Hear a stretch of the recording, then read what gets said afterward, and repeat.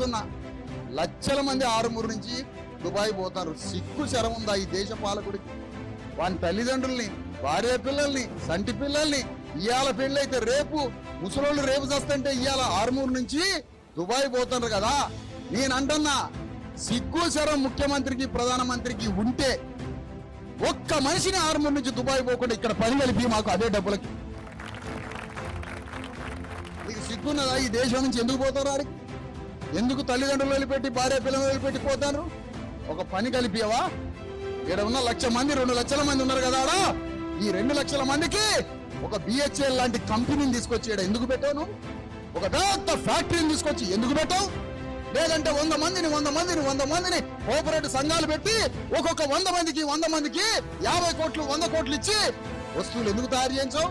నువ్వు తయారు చేస్తే కంపెనీ వచ్చి నీ గురిపోతాడు కాబట్టి.